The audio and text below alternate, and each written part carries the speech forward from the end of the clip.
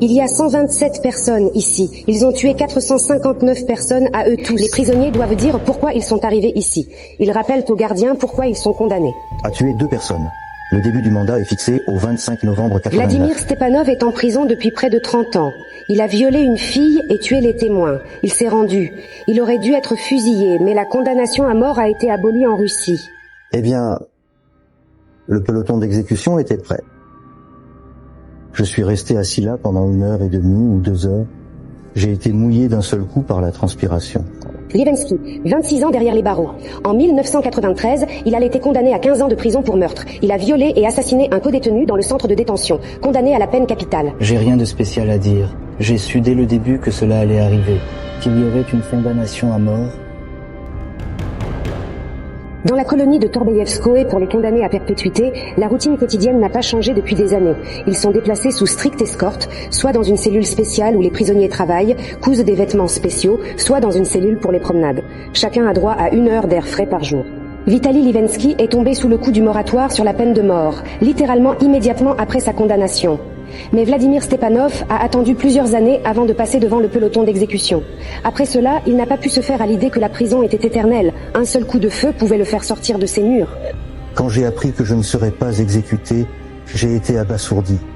J'ai commencé à penser que j'allais devoir rester enfermé ici jusqu'à ma mort et que le temps allait être très long et compliqué.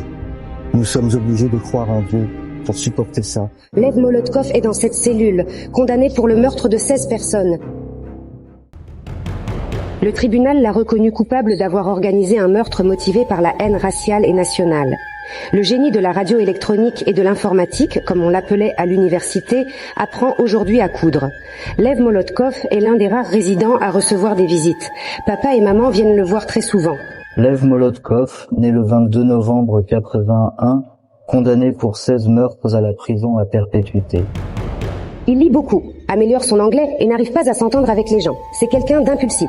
Cela dépend du type de personne, cela dépend de ses intérêts, cela dépend de ce qu'il reconnaît comme bien, de ce qu'il reconnaît comme mal. C'est très difficile, je vous le dis, très difficile.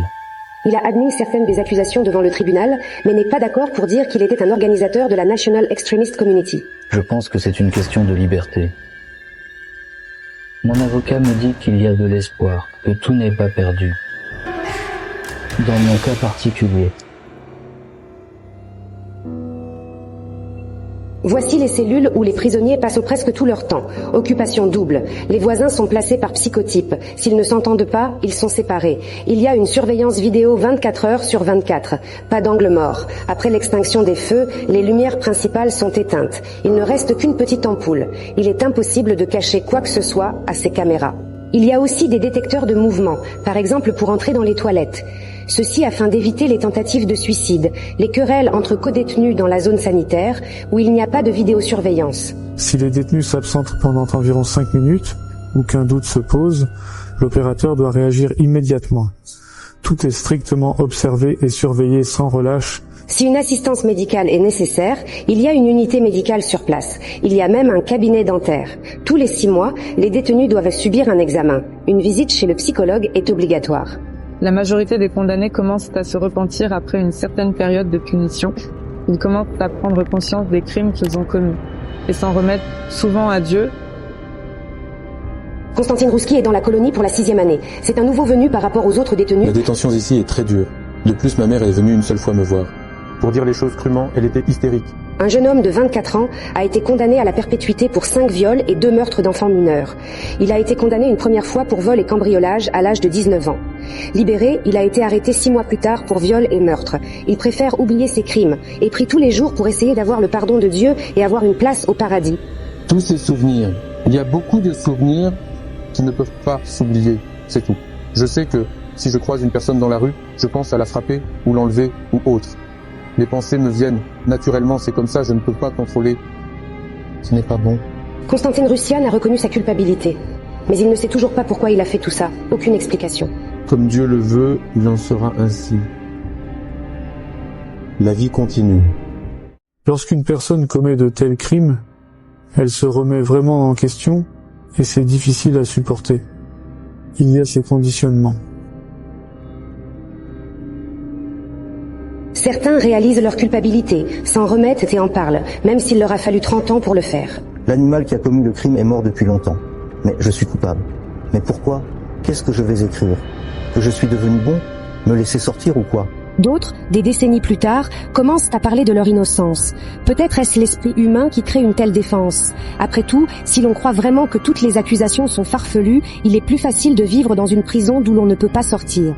L'insomnie est généralement le fait d'une personne qui se sent coupable.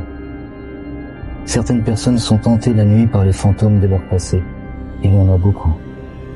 Et Dieu merci, je dors bien. Mais chaque matin, au réveil, il prononce son nom. L'article du code pénal, le nombre de victimes.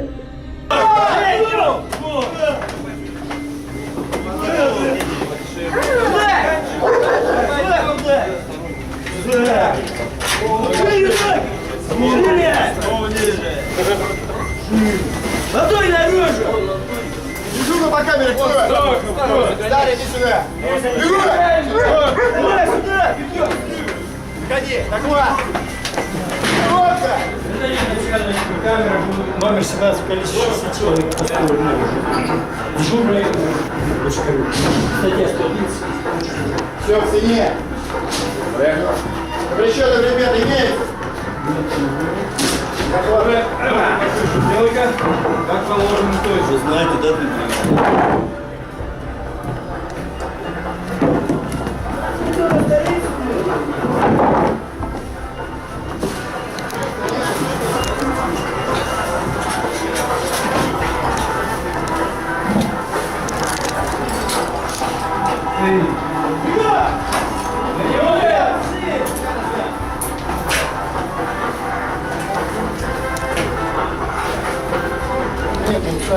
А?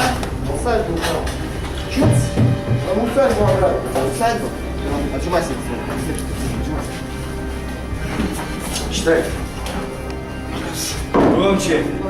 3, 4. Громче. 5, 6, 7, 8. Давай, давай, давай. Не слышу. 9, 10. Давай. Ну. 11, 12. 14.